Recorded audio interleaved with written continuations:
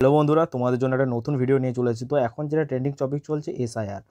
তো এসআইআর ফর্মটা কিভাবে করবে সেটা একটা অনেকেরই কোশ্চেন আছে যে কীভাবে ফর্মটা ফিল আপ করবো। তো এটা ভয়ের কিছু নেই, এটা নর্মালি ফর্ম। তো স্টেপ বাই স্টেপ আমি বলে দেবো, তো তোমরা স্টেপগুলো ফলো করলে তোমরা একদম সুন্দরভাবে ফর্মটা ফিল আপ করবে এবং স্টেপগুলো দেখতে থাকো, কারণ কোনো কিছু ভুল হয়ে গেলে ফর্মটা বাতিল হয়ে যেতে পারার ভয় থাকে। তো চলো কন্টিনিউ ভিডিওটা তোমাদেরকে আমি স্টেপ বাই স্টেপ বুঝিয়ে দেবো।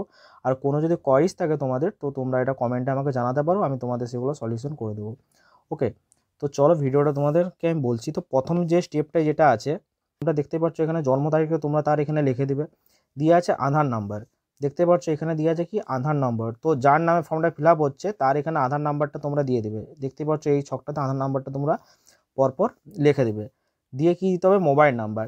তো মোবাইল নাম্বারটা তুমি তার মোবাইল নাম্বার দিতে পারো, বা যার অনেকেই আছে কারো মোবাইল নাম্বার নেই বা মোবাইল নেই, ঠিক আছে, তো তোমরা বাড়ির যার কেউ একটা মোবাইল নাম্বার ব্যবহার করতে পারো, এতে কোনো অসুবিধা নেই, ঠিক আছে। তো এরপরে কী দিতে হবে, যার নামে ফর্মটা ফিল আপ করছো তার পিতার নাম। তো পিতা বা অভিভাবক, অভিভাবক মানে পিতা, তো তার পিতার নাম এখানটায় লিখে দেবে এই যে জায়গাটায়, ঠিক আছে। এবং তার পিতার এখানে কি করতে হবে, ক্রমিক নাম্বার, মানে তোমার যে ভোটার কার্ডে যে নাম্বারটা আছে সেটা এখানে লিখে দেবে। দিয়ে তারপরে কি আছে, স্টেপ আছে মায়ের নাম। তো তার এখানে মায়ের নাম লিখে দেবে তোমরা। দিয়ে আছে কি মায়ের এপিক নাম্বার, তো এখানে মায়ের এপিক নাম্বার যেটা আছে মানে সেটা এখানে দিয়ে দেবে। এবং তারপরে কি আছে, স্ত্রী আর স্বামী, এটা একটা খুবই ভাইটাল জিনিস। তো যার এখানে স্বামী স্ত্রী আছে, মানে যার বিয়ে হয়ে গেছে, তারাই এখানটা ফিল আপ করবে, নাহলে এটা ফিল আপ করার দরকার নেই। কারণ অনেকেই আছে যাদের ধরুন এখনও বিয়ে হয়নি, তো তাদের এখানে তো স্বামী স্ত্রী তাদের তো এখানে আসবে না, তো তাদের এখানটা কোনো কিছু করার দরকার নেই। ওকে, তো তোমার নর্মালি প্রথমের এই যে স্টেপটা সেটা তোমরা ভালোভাবে বুঝে গেছো। তো চলো এরপরে এই দুটো যে ঘর আছে, এই দুটো খুব ভাইটাল জিনিস আছে, কারণ এই পয়েন্টগুলো খুব বোঝার। মানে এখানে যেমন লেখা আছে দেখো, আত্মীয়ের বিবরণ, যার নাম পরবর্তী কোলামে সর্বশেষ এসআইআর রে দেওয়া আছে। মানে এটা হচ্ছে কি, যার নাম ধরুন 2002 লিস্টে নেই, অনেকেই আছে যাদের নাম 2002 লিস্টে নেই কিন্তু তার বাবা মায়ের আছে। ওকে, তো এই জায়গাটা কি করতে হবে, তার ফর্মটা ফিল আপ করতে হবে। আর যার 2002 লিস্টে নাম আছে, ধরুন যে এটা ফিল আপ করেছে তার 2002 লিস্টে নাম আছে, তো তার এটা ফিল আপ করলেই হবে।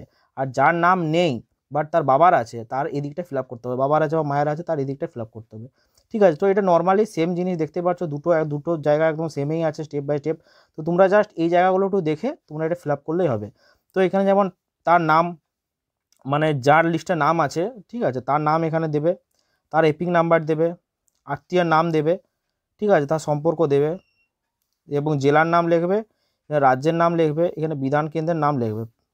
ওকে, দিয়ে এখানে কি বিধানসভা যে কেন্দ্রের নম্বর সেটা এখানে দিয়ে দেবে, অংশ নম্বর দেবে, ক্রমিক নাম্বার দেবে, টোটাল। তাহলে তোমাদের এই ফর্মটি সুন্দরভাবে এখানে ফিল আপ হয়ে গেল, ঠিক আছে। এক্সট্রা আর কোনো কিছু করার নেই এখানে। আর এখানে যেমন কি নির্বাচকের নাম মানে বুঝতেই পারছো, যার নাম আছে তার নামটা এখানে দিতে হবে। ওকে, এবং তার এপিক নাম্বার দিতে হবে এখানে, দিয়ে আত্মীয়ের নাম দিতে হবে, তার সাথে সম্পর্কের নাম দিতে হবে, জেলা, রাজ্য, বিধানসভা কেন্দ্রের নাম, একদম দুটো জায়গায় সেম আছে, ঠিক আছে, কোনো অসুবিধা কিছু নেই, সেম আছে। শুধুমাত্র এখানে কি দিতে হবে, তার নাম দিতে হবে, এখানে আত্মীয়ের নামটা দিতে হবে, সম্পর্কটা কার দিবে, যে যার নাম এখানে তোমরা লিখতে পারছো, মানে ধরুন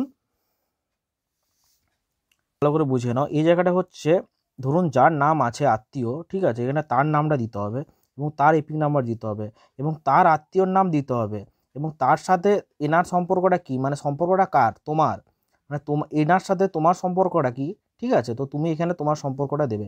যেমন এখানে ধরুন তোমার বাবার নাম আছে, কারো ধরো বাবার নাম আছে, তো এখানে বাবার নাম দিবে, বাবার এপিক নাম্বার দিবে।